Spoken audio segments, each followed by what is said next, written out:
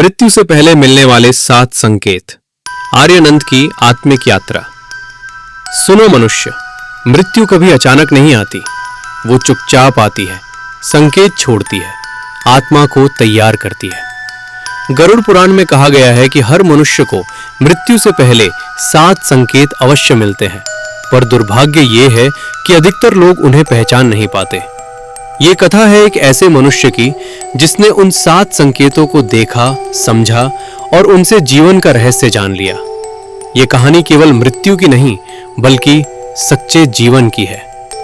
नर्मदा किनारे का गांव और आर्यानंद बहुत समय पहले नर्मदा नदी के किनारे बसा हुआ एक छोटा सा गांव था।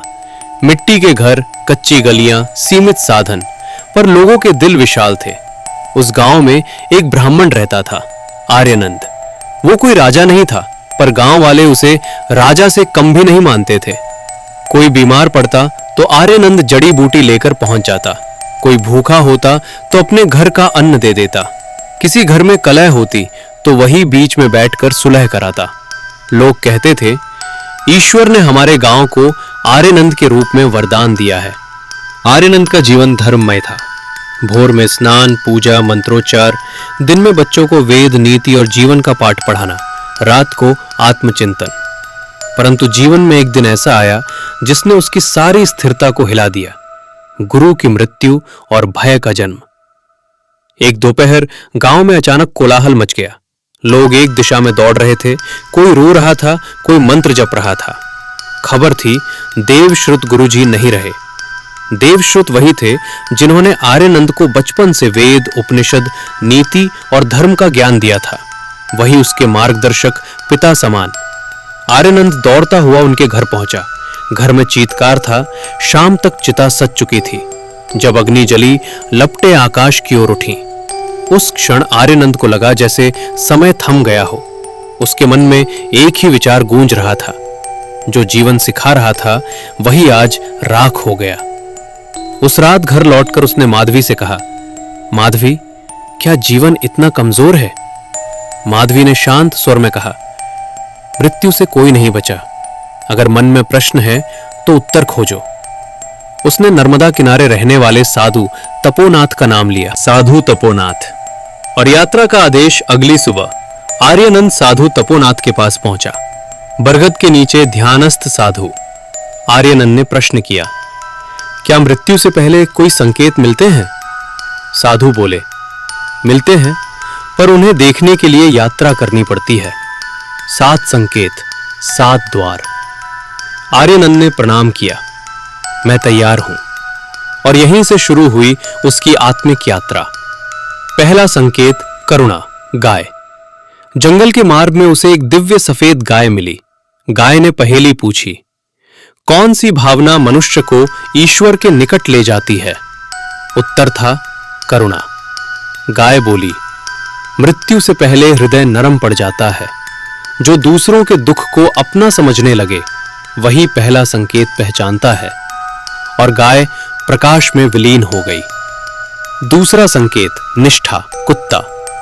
खंडहर के पास घायल कुत्ता मिला। उसने पूछा, जो बिना बोले रक्षा करता है पर गलत होने पर न्याय करता है, वो क्या है? उत्तर, निष्ठा। कुत्ता बोला, मृत्यु से पहले मनुष्य अपने कर्मों का सामना करता है। जो स्वयं से सच्चा रहा वही निर्भय होता है। तीसरा संकेत, श्वास, पीपल वृक्ष। विशाल पीपल वृक्ष बोला, जो दिखती नहीं पर जीवन देती है। उत्तर, श्वास। वृक्ष बोला, मृत्यु से पहले श्वास भारी हो जाती है। आत्मा शरीर से धीरे धीरे अलग होने लगती है। चौथा संकेत, ज्ञान, उल्लू। अंधकार में। उल्लू बोला, जो अंधेरे में भी प्रकाश देता है। उत्तर, ज्ञान। उल्लू बोला, मृत्यु से पहले अज्ञान हटता है। आत्मा सत्य को स्पष्ट देखने लगती है। पांचवा संकेत, परिवर्तन, नाग। चमकता नाग बोला, जो शरीर छोड़ता है पर मरता नहीं। उत्तर, परिवर्तन। नाग बोला, मृत्यु वस्त्र बदलने जैसी है। जो परिवर्तन स्वीकार करता है वही मुक्त होता है।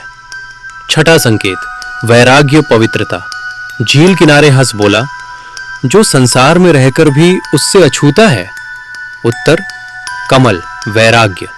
हंस बोला, मृत्यु से पहले मोह समाप्त होता है, आत्मा सब छोड़ने को तैयार होती है। सातवां संकेत, मृत्यु का स्वीकार। बाघ। मैदान में सफेद बाघ बोला, जो अंत भी है और आरंभ भी? उत्तर, मृत्यु। बाघ बोला, जो मृत्यु को स्वीकार करता है वही मुक्त होता है। मृत्यु अंत नहीं, वापसी है। वापसी और ज्ञान की पूर्णता। आर्यनंद साधु तपोनाथ के पास लौटा, सातों संकेत सुनाए। साधु बोले, तू मुक्त हो चुका है, अब तेरा जीवन भय नहीं, बोध से चलेगा। कथा का सार। मृत्यु अचानक नहीं आती, वो संकेत देती है।